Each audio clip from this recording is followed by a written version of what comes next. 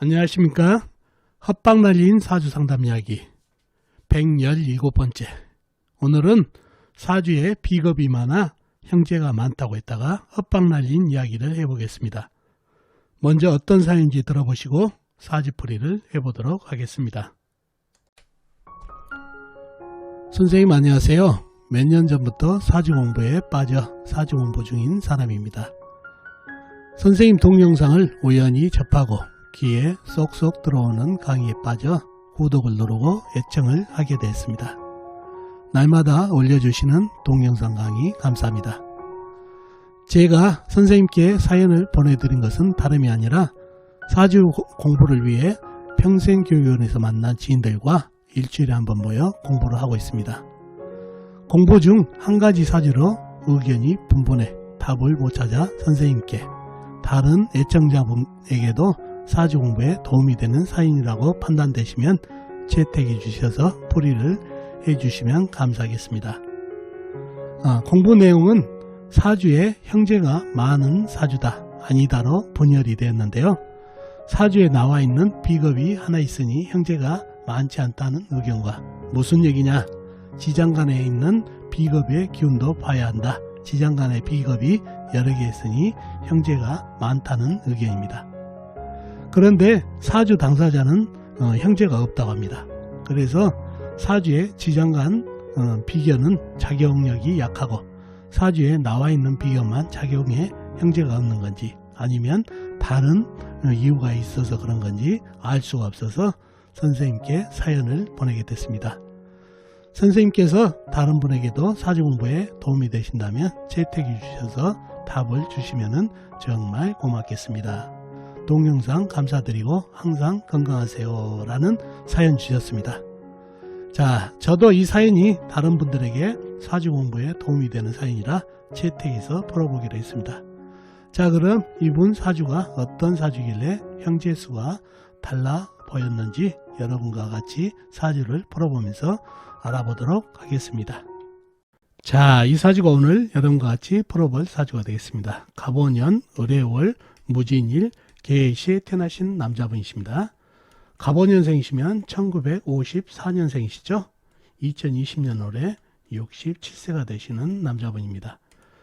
자, 애청자분께서 보내주신 사연인데, 이 사주를 가지고 형제 수를 추론해보는 공부를 하셨나 봅니다. 그래서 의견이 분분했는데, 형제 수를 알려면은 비견겁제, 비겁을 봐야 되겠죠. 그래서 나와 있는 거는 진토 하나뿐이다 보니까 형제가 적다는 파와, 좀 공부를 하신 분은 지장간까지 봐야지. 무슨 얘기냐, 오 안에 기토도 있고 해수 안에 무토도 있고 시지에 해수 안에 무토도 있어서 지장간에 비겁이 있어서 이렇게 형제들이 많은 사주다, 이렇게 통변을 했다는 얘기죠. 의견이 두 개로 나눴는데 결국은 이분이 독자, 형제가 없이 혼자 사시는 분이라는 얘기죠. 그러면 어떻게 된 건지, 이렇게 지장간까지 봐야 되는 건지 아니면은 밖에 나와 있는 것만 봐야 되는지 너무 헷갈리셔서 저한테 좀 풀어달라고 부탁을 했다는 얘기죠. 제가 이 사연을 채택한 이유도 마찬가지입니다. 오행의 개수만 가지고 파가다 보면 이런 오류가 생기고, 항상 사주 형국을 제대로 파가고 오행의 질을 제대로 파악해서 통변을 해야 오류가 없다는 것을 알리기 위해서 이 사연을 채택해 봤습니다. 자, 그러면은 왜 그런지 사주 형국을 파악해 봐야 알겠죠. 사주 형국을 파악하기 위해서 오행의 분법부터 알아보겠습니다. 먼저 일간인 내 편부터 알아볼까요? 일간인 내 편의 오행이 세력이 강하면 사주가 강해지고, 반대로 상대편 내 힘을 빼가는 오행이 세력이 강하면 사주가 약해진다는 얘기죠. 자, 일간이 무토 큰흙 광활한 대지네요.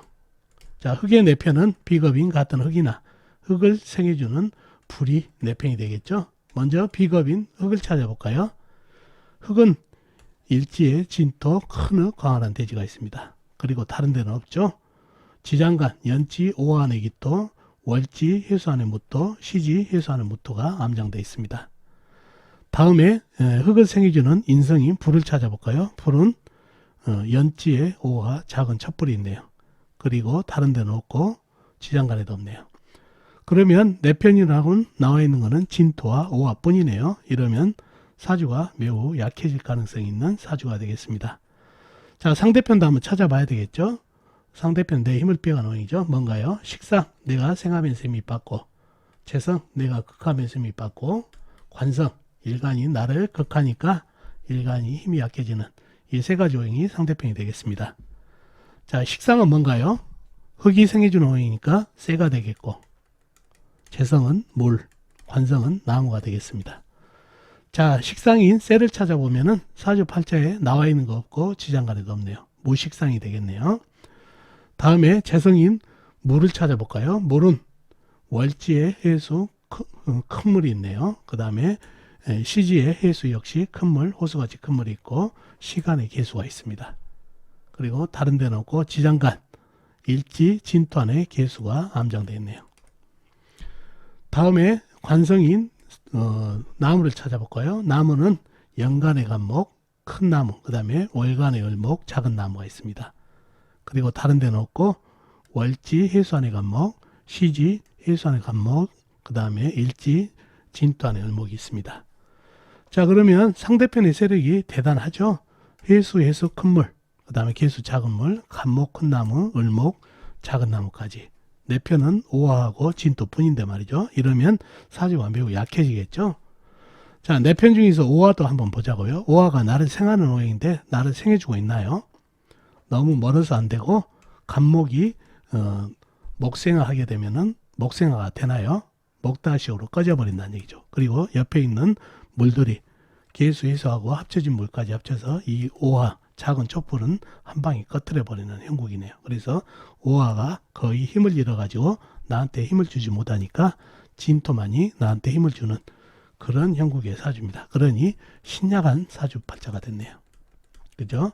그런 사주가 됐고, 자, 사주의 가장 강한 오행이 뭔가요? 해수, 개수, 진토 안에 개수까지 물기운이 상당히 강합니다. 그러니 나무들이 햇볕을 못 받고 이 많은 물을 흡수해야 되니까 거의 습목이 돼가지고 썩어가고 있는 그런 형국의 사주가 되겠습니다. 자, 그러면 용신은 어떻게 되나요? 이 진토가 용신이 될 수 있나요? 해수 때문에 거의 진토는 뻐르기인데다가 이 물을 먹어가지고 물을 막을 수 있는 그런 오행이 되지가 못합니다. 그러면 간목이 되겠죠? 간목이 최소한 이 물들을 빨아들이려고 고군부터 하는 용신이 되겠습니다. 자, 희신은 큰 불이 오면 좋겠죠. 그래야 수생목, 목생화, 화생토로 이어지는 통관, 억부러서도 괜찮고, 그 다음에 큰 흙이 와도 괜찮겠습니다. 무술이라든가 이런 마른 흙, 큰 흙이 오게 되면 그래도 이 물을 막아주니까 좋겠고, 불하고 큰 흙하고 큰 불하고 흙하고 같이 와도 괜찮고, 큰 불하고 큰 나무가 와도 괜찮은 그런 사주팔자가 됐네요. 단 쇠가 온다든가 물이 온다든가 또 나무가 온다든가 그래버리면 안 되겠죠. 그래서 쇠, 물, 나무는 귀신이 되겠습니다.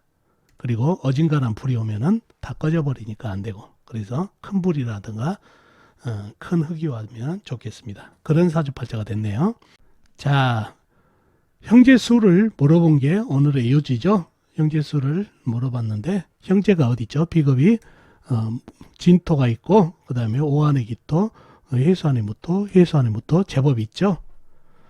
자, 항상 얘기하지만은 지장간에 있는 오행도 반드시 잘 살펴가지고 사주를 살펴야 된다는 얘기죠. 그래서 밖에 나와 있는 진토뿐만 아니라 지장간에 흙들이 있어서 비겁들이 제법 있는 사주는 맞다는 얘기죠.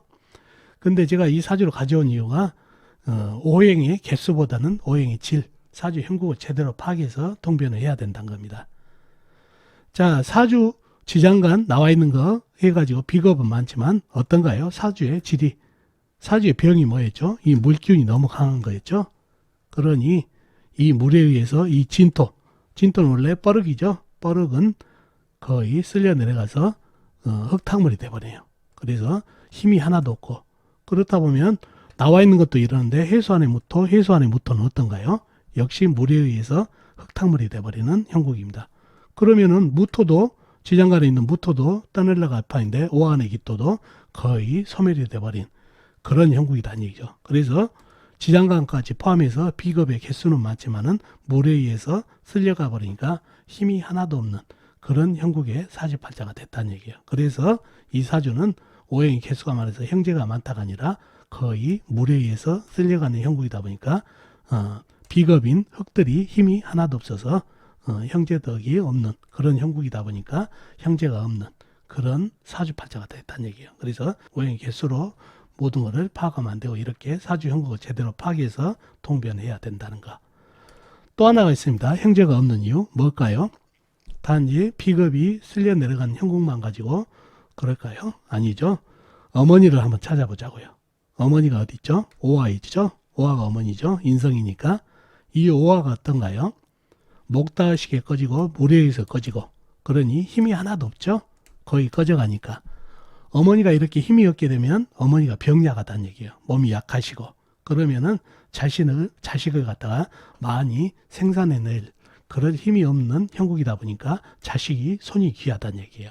그래서 형제가 없다는 것도 추론을 꼭 하셔야 된다는 얘기예요. 어머니의 힘이 없기 때문에. 더군다나 어머니의 힘이 없는 게 바로 물기운 때문에 그러죠. 물이 불을 꺼버리니까. 물이 뭐죠?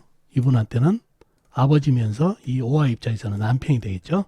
남편이 나를 거의 죽이는 형국이다 보니까 두 분이 금슬이 좋을 수가 없죠. 그러다 보니까 손이 귀할 수밖에 없어서 형제가 없는 거. 이런 것까지 추론을 해보시면 좋겠습니다. 그래서 결국은 사주의 비겁들이 물에 쓸려가 가지고 힘이 없어서 손이 형제 덕이 없어서 형제 수가 약하고 그 다음에 어머니의 힘이 너무 약하니까 어머니가 병약해서 아이를 많이 생산해낼 수 있는 능력이 없기 때문에 형제가 없고 아버지가 어머니를 극하는 형국이다 보니까 금슬이 좋지 못해서 또한 형제가 적은 그런 사주팔자가 됐습니다. 아셨죠? 자, 오늘 헛방 이야기의 핵심은 오행을 개수로만 파가면은 오류가 있다는 거. 꼭 사주 형국을 제대로 읽고 오행의 질을 잘 파악해서 상담을 해줘야 헛방을 날리지 않는 것을 알리기 위해서 이 사주를 가져왔습니다. 자, 어떻습니까? 오늘 이야기 도움이 되셨나요? 도움이 되셨으면 좋겠습니다. 그럼 다음 시간에 뵙도록 하겠습니다. 안녕히 계세요.